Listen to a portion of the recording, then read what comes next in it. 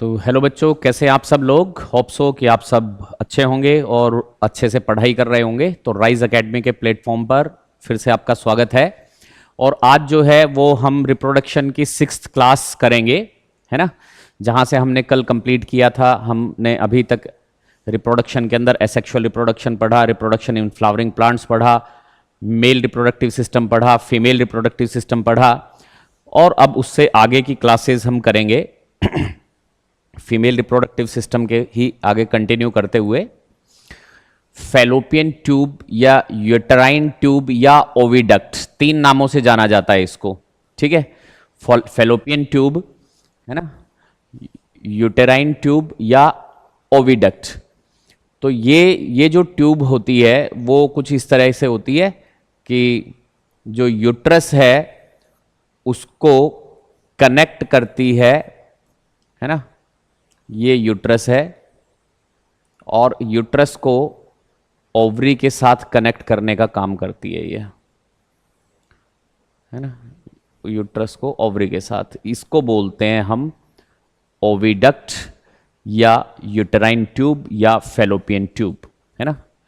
Fallopian tube, oviduct या uterine tube. Uterine tube क्योंकि uterus के साथ अटैच होती है, ओविडक्ट बोलते हैं क्योंकि ओवरी के साथ अटैच होती है, और फैलोपियन ट्यूब भी बोला जाता है इसको, फैलोपियन ट्यूब भी बोला जाता है। तो इसके मेनली 3 पार्ट होते हैं, है ना, मेनली 3 पार्ट होते हैं। पहला पार्ट होता है इनफेंडिब्यूलम। इनफेंडिब्यूलम, तो इनफेंडिब्यूलम जो है वो ये वाला पार्ट होता है। अगर हम इसको थोड़ा सा सही तरीके से बनाने की कोशिश करें तो इस तरीके से यहां पे चौड़ा भाग होता है एक, जिसपे ये फिम्ब्रियाई लगे होते हैं। ये होते हैं फिम्ब्रियाई, फिंगर लाइक स्ट्रक्चर्स। इस तरह से होता है ये, इस तरीके से, ठीक है। तो यहां से ये चौड़ा भाग होता है, ये फिंगर लाइक फिम्ब्रियाई होते हैं। और यहां पर एक पोर होता है, एक छेद होता है, वो हम यहां 2D के अंदर आपको दिखा नहीं सकते। तो यहां पर एक छेद होता है, इधर ओवरी रखी होती है। मान लो यहां पे ओवरी रखी है, ये ओवरी रखी है, ठीक है। तो ओवरी से जब ओवम निकलेगा तो ये फिम्ब्रियाई जो है वो इसको इस तरीके से कवर करके रखते हैं कि वो ओवम बाहर की तरफ ना जाए, ठीक है। वो इधर से टकरा टकरू करके और इधर ही आएगा, यहां पे, यहां छेद है, वो इससे अंदर की तरफ जाएगा इस ट्यूब के अंदर। तो इसका ये जो पहले वाला भाग होता है ये कहलाता है इनफेंडिब्यूलम।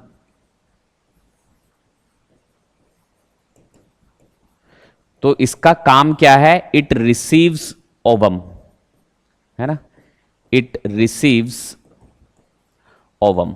ये जो है वो ओवम को रिसीव करता है, यानी कि ओवम को लेता है ओवरी से। इधर ओवरी है, ये ओवरी से ओवम को लेगा, ये काम है इसका, ठीक है। सेकंड पार्ट है एम्प्यूला।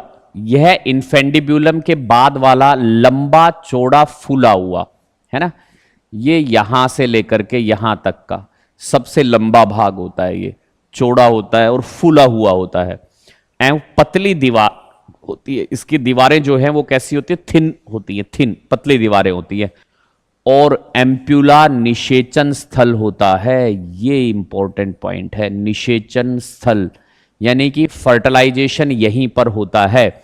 ओवम जो है, ओवम वो यहां पर आएगा माइग्रेट करता हुआ इस जगह पर, ठीक है। और इस जगह पर कहीं पर क्या होगा, फर्टिलाइजेशन। इधर से जो है वो आएगा स्पर्म, यहां से ट्रेवल करते हुए आ रहा है स्पर्म।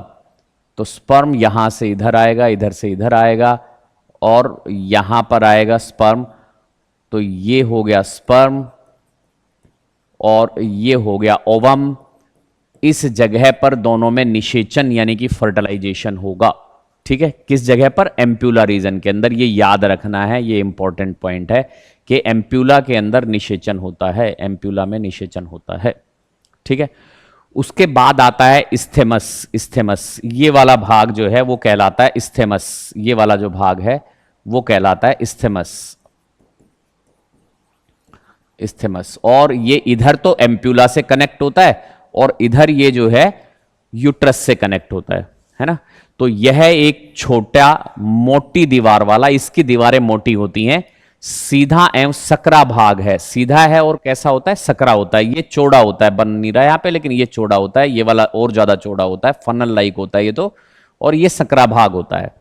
ठीक है, जो एम्प्यूला से जुड़ा होता है, किससे जुड़ा होता है, इधर तो एम्प्यूला से जुड़ा हुआ है और इधर यूट्रस से जुड़ा हुआ है। ये 3 भाग होते हैं ओविडक्ट के, ये 3 भाग होते हैं ओविडक्ट के। ठीक है, उसके बाद जो है वो है गर्भाशय, गर्भाशय यूट्रस। तो यूट्रस के बारे में हमने पढ़ा कि ये पियर शेप्ड होता है ना, और गर्भाशय जो है वो, गर्भाशय जो है वो कहां पर होता है, ये प्रेजेंट होता है एब्डोमिनल कैविटी के अंदर, है ना, प्रेजेंट इन एब्डोमिनल कैविटी। जो एब्डोमिनल कैविटी है ना, उसके अंदर प्रेजेंट होता है। गुहा जो ये नीचे वाली जो है ना, गर्भ, जो क्या बोलते हैं इसको, एब्डोमन को बोलते हैं पेट, और इसकी जो गुहा होती है वहां पर नीचे पेल्विक रीजन के अंदर प्रेजेंट होता है। हमने कल पढ़ी थी ये बात, है ना, पेल्विक रीजन, जो पेल्विक बोन्स होती हैं इसके बीच में बिल्कुल निचले भाग के अंदर ये प्रेजेंट होता है। ठीक है, एब्डोमिनल कैविटी के अंदर पेल्विक रीजन में, पेल्विक रीजन में। ठीक है, और इसकी 3 भित्तियां होती हैं, इसकी 3 भित्तियां होती हैं। एक भित्ति सबसे बाहर वाली, एक भित्ति सबसे बाहर वाली, ये वाली, ठीक है, ये वाली भित्ति, जिसे हम कहते हैं क्या, दूसरी भित्ति जो है वो होती है मध्य वाली, ये वाली। ठीक है,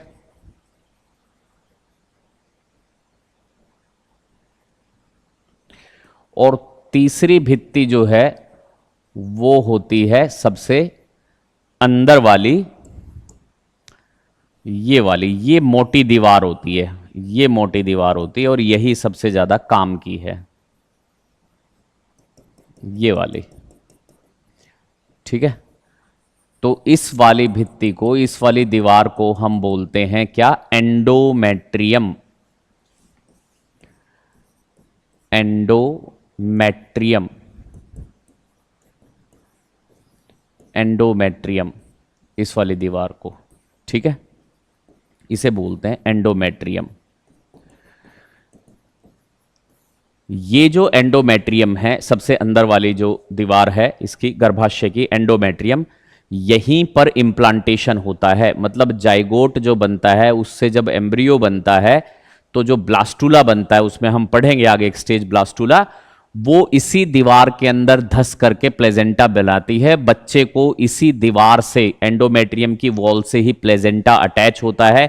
यहीं से जो ब्लड है वो बच्चे के लिए भोजन लेकर के आता है, और बच्चे का वेस्ट जो है वो इसी एंडोमेट्रियम वॉल की ब्लड वेसल्स के अंदर छोड़ा जाता है। ठीक है, और अगर निषेचन नहीं होता है, अंडोत्सर्जन के बाद अगर निषेचन नहीं होता है, तो ये दीवार टूट करके वेजाइना के थ्रू बाहर आ जाती है ना, जिसको मेनेस्ट्रुअल साइकिल बोलते हैं। ब्लीडिंग फेज जो होता है मेनेस्ट्रुअल साइकिल का, या मेनेस्ट्रुअल फेज बोलते हैं या ब्लीडिंग फेज बोलते हैं। तो उस समय यही दीवार जो है एंडोमेट्रियम, ये टूट करके बाहर आती है क्लम्प्स की फॉर्म में, टुकड़ों की फॉर्म के अंदर, अलोंग विद द ब्लड, क्योंकि इसके अंदर ब्लड वेसल्स हैं, है ना, जो खून है, रक्त नलिकाएं हैं, तो वो रक्त नलिकाएं भी टूट जाती हैं, तो रक्त नलिकाएं, ब्लड और ये मेम्ब्रेन पूरी, ये सब बाहर आता है। ठीक है, तो ये होता है हमारा क्या, गर्भाशय। और लगभग इस जगह पर जो है वो इम्प्लांटेशन होता है। सही इम्प्लांटेशन की जगह ये है, यहां पे इम्प्लांटेशन होना चाहिए। ठीक है, अगर इसके अलावा कहीं होता है इम्प्लांटेशन, जैसे कभी कभी यहां पर हो जाता है, इस जगह पे इम्प्लांटेशन हो जाता है, तो वो गलत है। एक्टोपिक प्रेगनेंसी बोलते हैं, जब हम पढ़ेंगे इसके बारे में तब पढ़ेंगे। सही जगह ये है ना, फंडस रीजन, ये वाला भाग जो होता है वो कौन सा होता है, फंडस भाग होता है। और ये जो है ये होती है body of uterus, body of uterus, ये यूट्रस की, गर्भाशय की बॉडी होती है, मेन बॉडी गर्भाशय की ये होती है। तो फंडस की तरफ जो एंडोमेट्रियम वॉल है वहां पर इंप्लांटेशन होना चाहिए। ये एम्ब्रियो है, ये एम्ब्रियो है, एम्ब्रियो यहां पर डेवलप करेगा, ठीक है, एम्ब्रियो यहां पर डेवलप करेगा, ये एम्ब्रियो है।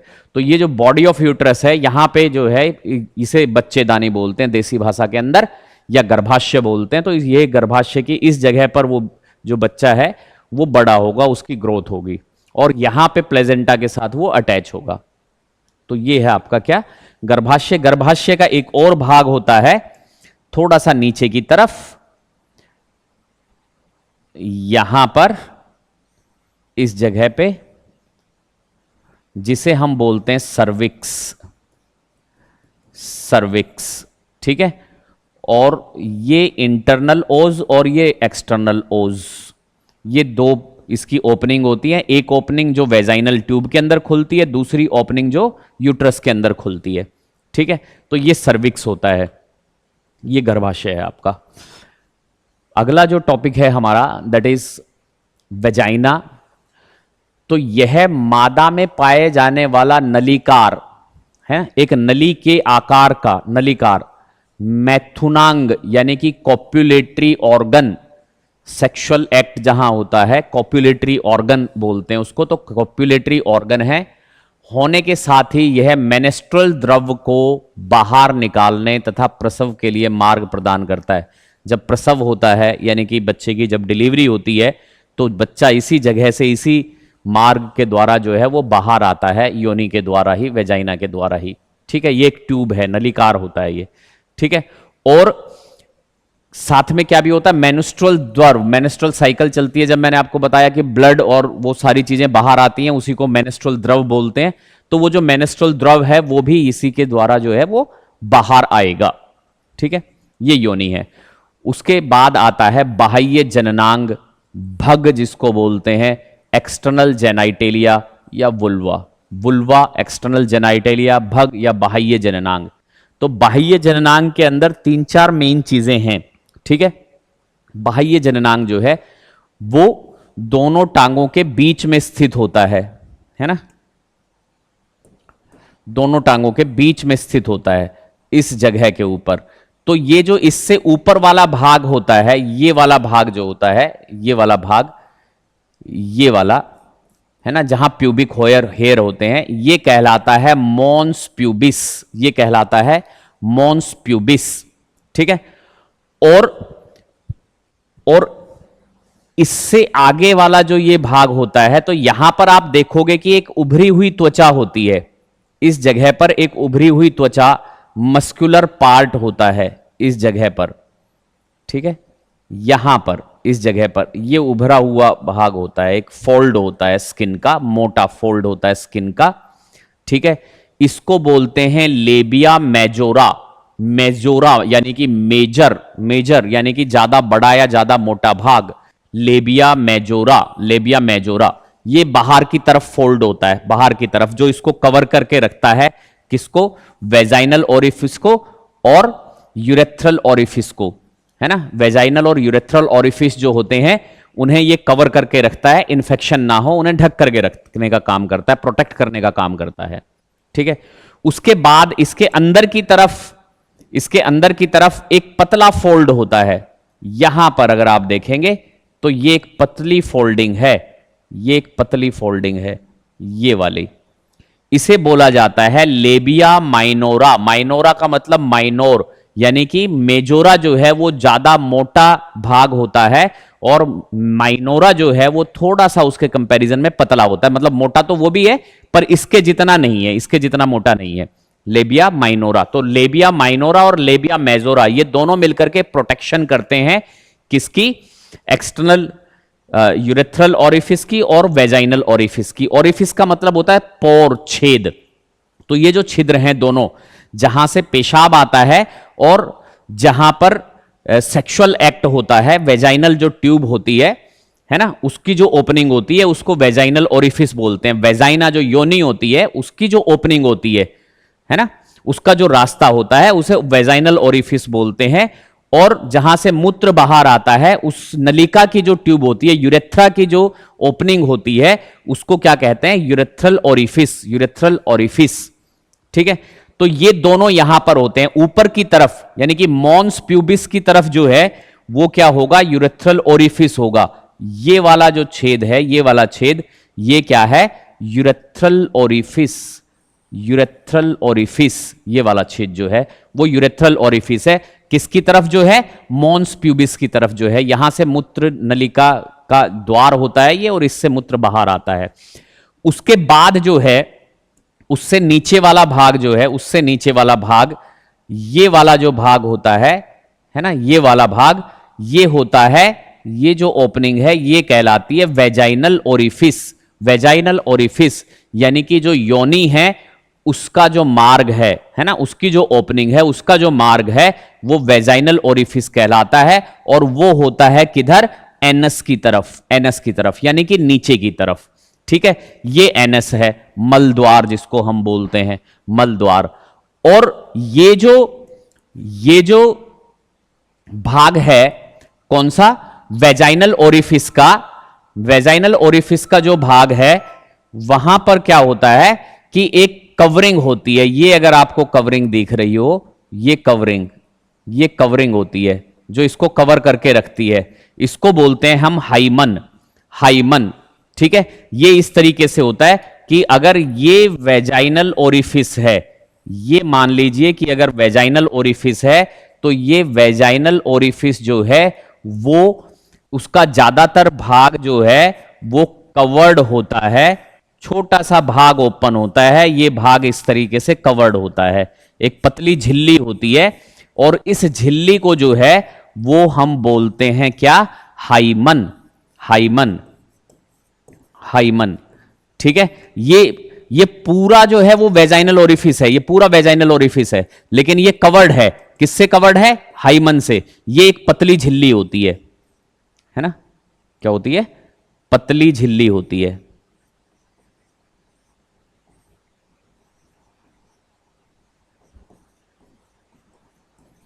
पतली झिल्ली है ये एक, ठीक है।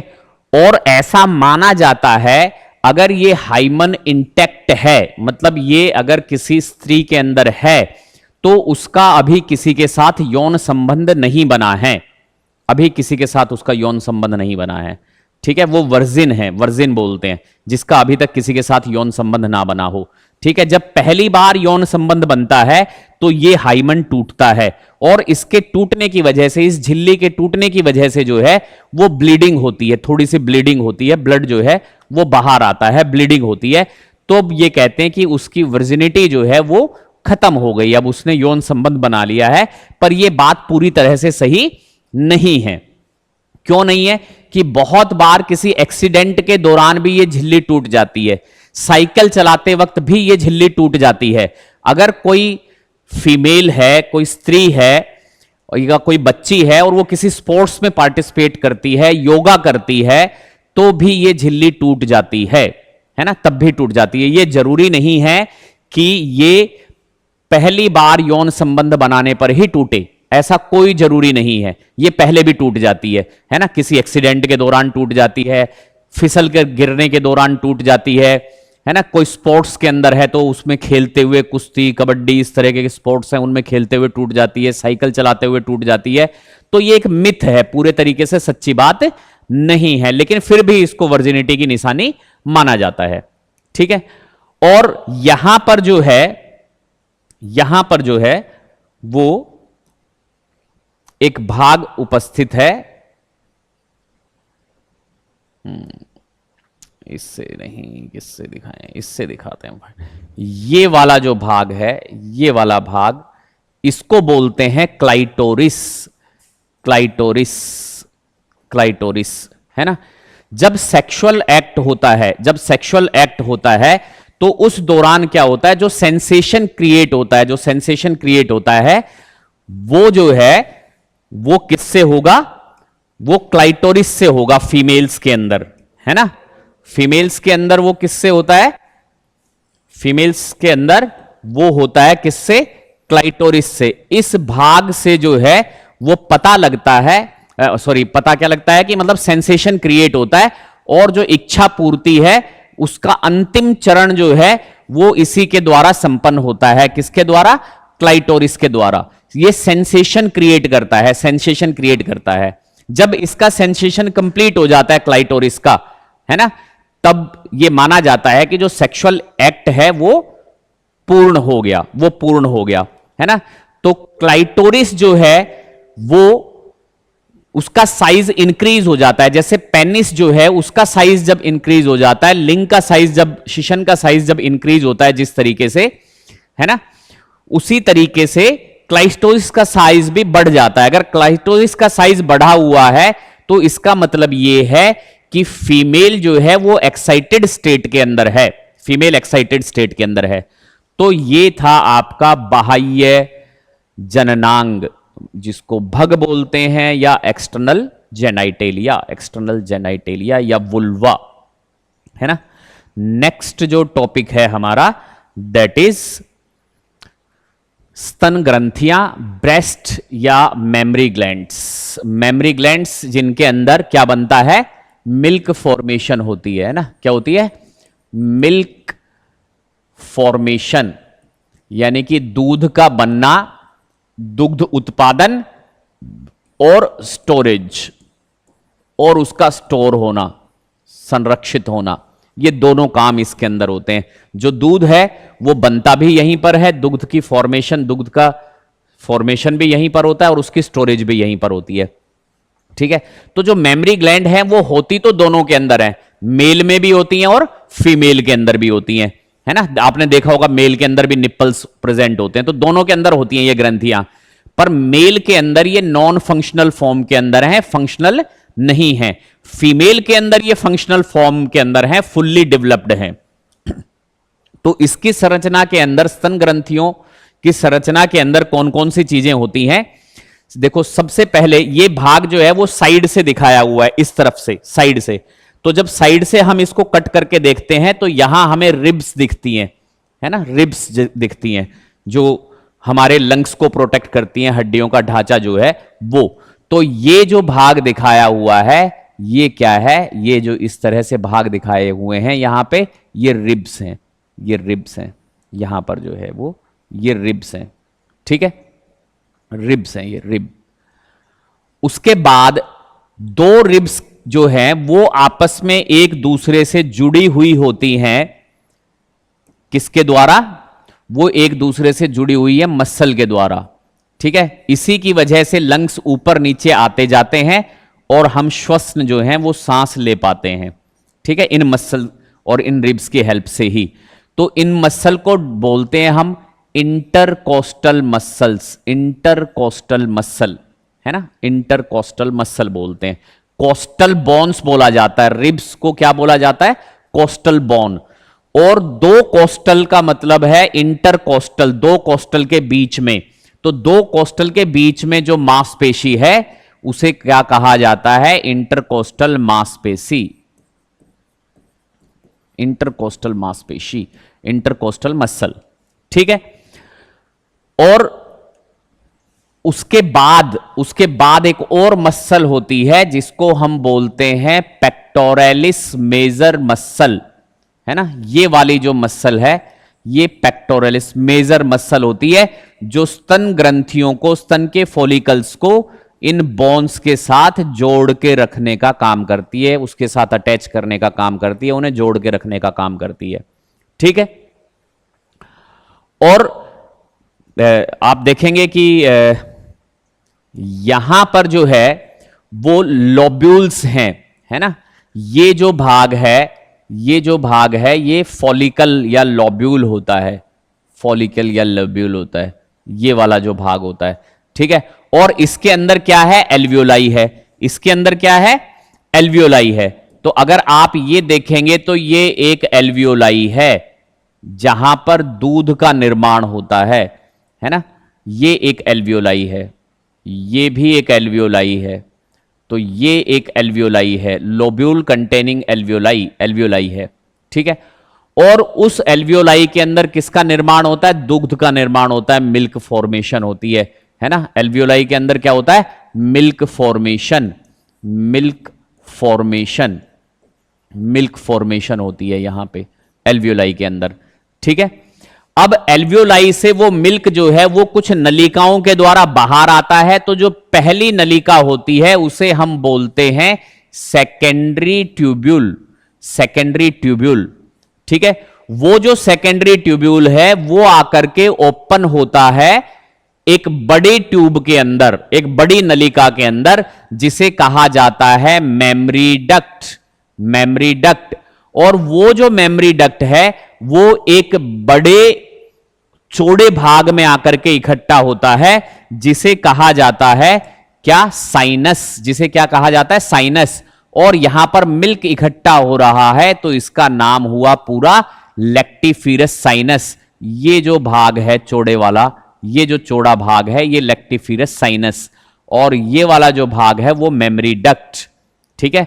और ये वाला जो भाग है वो है सेकेंडरी ट्यूब्यूल। लेक्टिफिरस साइनस से जो है वो दूध जो है वो आता है लेक्टिफिरस डक्ट के अंदर। ये वाली जो है ये है लेक्टिफिरस डक्ट। Lactiferous duct. और लेक्टिफिरस डक्ट से जो है वो निप्पल होता है, और यहां पर बहुत सारे छिद्र होते हैं, तो ये उन छिद्र से बाहर आ जाता है। निप्पल के उन छिद्रों से ये बाहर आ जाता है, ठीक है। तो अगर हम इसको ड्रॉ करने की कोशिश करें पूरे तरीके से, तो आप देखो ये है एक फॉलिकल, है ना, ये है एक फॉलिकल, ठीक है। लेक्टिफिरस फॉलिकल बोलते हैं इसको। इस फॉलिकल के अंदर होती हैं एल्वियोलाई। इस फॉलिकल के अंदर क्या है?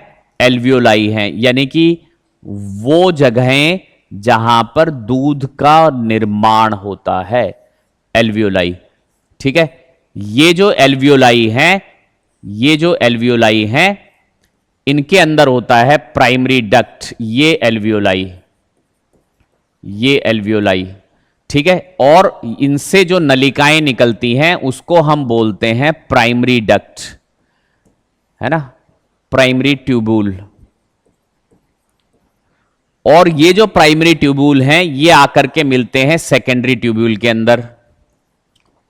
सेकेंडरी ट्यूब्यूल के अंदर ये जो सेकेंडरी ट्यूब्यूल हैं, ये जो सेकेंडरी ट्यूब्यूल हैं, ये आगे जाकर के मिलते हैं किसके अंदर? मेमरी डक्ट के अंदर। यहां से एक और सेकेंडरी ट्यूब्यूल आ रहा है, मान लो कि यहां पे एक और सेकेंडरी ट्यूब्यूल आ रहा है, यहां से एक और सेकेंडरी ट्यूब्यूल आ रहा है, तो ये सारे सेकेंडरी ट्यूब्यूल आकर के और एक और डक्ट के अंदर मिलते हैं, जिसको बोलते हैं क्या? Mammary duct. एक और नलिका के अंदर आकर के मिलते हैं, जिसे कहा जाता है मेमरी डक्ट। और ये मेमरी डक्ट से जो दूध आता है, जो मिल्क आता है, वो आकर के एक चौड़े स्थान में इकट्ठा होता है, ठीक है। इस चौड़े स्थान के अंदर आकर के वो इकट्ठा होता है, और इसे हम बोलते हैं क्या? लेक्टिफिरस साइनस। इसे क्या बोलते हैं? लेक्टिफिरस साइनस। उसके बाद दूध यहां पर आता है। लेक्टिफिरस साइनस जो है वो आकर के ओपन होता है किसके अंदर? लेक्टिफिरस डक्ट के अंदर।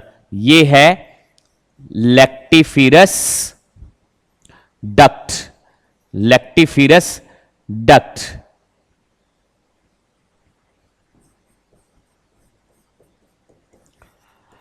लेक्टिफिरस डक्ट। और ये जो है लेक्टिफिरस डक्ट, एक लेक्टिफिरस डक्ट यहां से आ रहा है, एक यहां से आ रहा है, एक लेक्टिफिरस डक्ट की ओपनिंग इधर हो रही है, एक इधर हो रही है, और यहां फिर फाइनली जो है वो होता है ये क्या? निप्पल। निप्पल, निप्पल, चुनचुक, चुनचुक बोलते हैं इसको, निप्पल को, है ना, चुनचक, चुनचक। ये तो ये पाथवे है। फॉलिकल के अंदर एल्वियोलाई होती है, एल्वियोलाई में मिल्क फॉर्मेशन होता है, वहां से एल्वियोलाई से वो जो दूध है, ये जो एरो है, वो दूध किस रास्ते से बाहर आता है ये उसको दिखाता है कि दूध किस रास्ते से बाहर आ रहा है। तो एल्वियोलाई के अंदर दूध बनता है, वो प्राइमरी ट्यूब्यूल के अंदर आता है, प्राइमरी ट्यूब्यूल से सेकेंडरी ट्यूब्यूल में आता है, सेकेंडरी ट्यूब्यूल से मेमरी डक्ट के अंदर आता है, मेमरी डक्ट से लेक्टिफिरस साइनस के अंदर आता है, और यहां स्टोर होता है, स्टोर होता है यहां पे मिल्क, है ना, दूध जो है वो यहां पे स्टोर होता है, जब तक कि वो इजैकुलेट ना हो, बाहर ना निकले, मेमरी ग्लैंड से जब तक बाहर ना निकले, स्तन से जब तक बाहर ना निकले, तब तक वो लेक्टिफिरस साइनस के अंदर स्टोर होता है, ठीक है, जब वो बाहर निकलता है तो लेक्टिफिरस साइनस से वो आता है कहां पे, लेक्टिफिरस डक्ट के अंदर, और लेक्टिफिरस डक्ट से निप्पल के अंदर जो छिद्र होते हैं उनके अंदर। ये रास्ता है दूध का बाहर निकलने का। ठीक है, तो वही सारी चीजें जो है वो यहां पे दिखाई हुई हैं। अब क्या होता है, ये जो भाग है, ये निप्पल है। निप्पल के चारों तरफ जो है यहां पर एक गाढ़ा भाग होता है, थोड़ा सा उभरा हुआ हल्का सा मोटा भाग, स्किन यहां की मोटी होती है, और ये जो है डार्क कलर्ड, डार्क पिगमेंटेड होता है। कैसा होता है, डार्क पिगमेंटेड भाग होता है, और इसको हम बोलते हैं एरियोला। क्या बोलते हैं इसको, एरियोला। तो जो एरियोला है वो डार्क पिगमेंटेड है ना। ये गुलाबी से और डार्क रंग तक का हो सकता है, बिल्कुल काला तो नहीं होता है, पर गुलाबी से लेकर के इसका रंग जो है वो क्या हो सकता है, डार्क कलर हो सकता है, गुलाबी से लेकर के डार्क। जैसे जैसे उम्र बढ़ती जाती है ये उसके साथ भी इसका रंग चेंज हो सकता है। ठीक है, और कई बार ये शुरू से ही डार्क रंग का होता है, तो वो पिगमेंट के ऊपर डिपेंड करता है। तो ये जो है एरियोला, यहां पर क्या होता है, म्यूकस सिक्रेट करता है ये, है ना। क्या सिक्रेट करता है, म्यूकस का सिक्रेशन करता है ये, म्यूकस सिक्रेट करता है ये। वो म्यूकस क्या करता है, इस भाग को, इस त्वचा को जो है वो मुलायम और गीला बनाए रखता है। क्योंकि जब बच्चा जो है वो मिल्क पीता है तो इस जगह पर उसकी लार लगती है, और जब ये सूखेगा तो इसमें दरारें पड़ जाएंगी। ठीक है, और उन दरारों से मादा जो है उसको दर्द होता है। तो ये सिक्रेट होता है, एरियोला जो है वो म्यूकस सिक्रेट करता है, जिससे वहां नमी सी बनी रहती है, वो एरिया सूखता नहीं है, और वो दरारें नहीं पड़ती, फटता नहीं है, खराब नहीं होता, वो स्किन खराब नहीं होती है। तो ये उसके लिए होता है। ठीक है, अब सतना का साइज क्या होगा, ब्रेस्ट का साइज क्या होगा, सतन का साइज क्या होगा, वो निर्भर करता है दो चीजों पर। पहली तो उसके अंदर ये जो फॉलिकल है इनका नंबर कितना है। ठीक है, फॉलिकल का नंबर, हालांकि ये बहुत ज्यादा नहीं होता, 15 के आसपास का होता है, 12-15 के आसपास का एक स्तन के अंदर। ठीक है, लेकिन अगर 12 का है तो स्तन का साइज छोटा होगा, 15 का है तो बड़ा होगा। और दूसरा ये निर्भर करता है, आप देख रहे होंगे कि स्तन जो है, जो ये फॉलिकल है, इनके चारों तरफ यहां पर टिश्यू है एक, ये देखो, ये इन जगहों पर ये पूरा का पूरा जो टिश्यू है ये फैट से बना हुआ है, फैट डिपॉजिट है ये पूरा का पूरा। ये सारा भाग जो ये आपको ये दिखाई दे रहा है, ये इस तरीके से करके, ये क्या है, फैट है, वसा है, ये वसा। ठीक है, तो जितनी ज्यादा वसा जो है वो स्तनों के अंदर होगी, ब्रेस्ट के अंदर होगी, उतने ज्यादा जो है वो स्तन का साइज होगा। ठीक है, तो this is all about the स्तन ग्रंथियां, किस तरह से दूध बनता है, मतलब कहां पर दूध बनता है, कहां वो स्टोर होता है, किस जगह से वो बाहर निकलता है ना। ये सारा जो चीजें हैं वो हमने इस टॉपिक के अंदर कवर की। मेनली ये है कि वो कहां पर बन रहा है, एल्वियोलाई कहां होती हैं, फॉलिकल के अंदर होती हैं, मिल्क कहां बनता है, एल्वियोलाई के अंदर बनता है, उससे बाद वो कहां आता है, प्राइमरी ट्यूब्यूल में, फिर सेकेंडरी ट्यूब्यूल के अंदर, फिर प्राइमरी डक्ट में, फिर लेक्टिफिरस साइनस में, फिर लेक्टिफिरस डक्ट, और निप्पल से होते हुए बाहर। तो दूध का बाहर कैसे आएगा, है ना, by the skiing of baby. जब बेबी जो है वो उस मिल्क को सक करेगा, चूसेगा, तब दूध बाहर आता है, और एक ऑक्सीटोसिन रिलीज होता है उस समय। आप देखते हो गांव के अंदर अगर भैंस या गाय दूध नहीं दे रही तो एक इंजेक्शन आता है और वो लाके उसको लगा देते हैं, और उस इंजेक्शन की वजह से वो गाय या भैंस जो है वो दूध दे देती है। ठीक है, वो जो इंजेक्शन होता है वो होता है ऑक्सीटोसिन का। तो ऑक्सीटोसिन एक हार्मोन है जो पिट्यूटरी रिलीज करती है। तो ऑक्सीटोसिन प्लस में sucking effect of the baby, मतलब बच्चे का दूध चूसना और ऑक्सीटोसिन दोनों एक साथ रिलीज होते हैं, और इन दोनों की वजह से दूध जो है वो लेक्टिफिरस साइनस से बाहर आता है। इसमें तो पहले से बन के रखा होगा, यहां तो पहले से बन के तैयार होता है, लेक्टिफिरस साइनस के अंदर स्टोर होता है। ठीक है, पर इससे बाहर तभी आएगा जब क्या होगा, ऑक्सीटोसिन रिलीज होगा। ठीक है, तो आज के लिए इतना ही। अगली क्लास के अंदर हम आगे करेंगे, बाकी का जो निषेचन की प्रक्रिया रह गई, युग्मक जनन की प्रक्रिया रह गई, और जो एम्ब्रियोजेनेसिस, एम्ब्रियो के बनने की प्रक्रिया रह गई, वो सब जो है वो हम अगली 1-2 क्लासेस के अंदर कंप्लीट करेंगे। तो bye bye, have a nice day.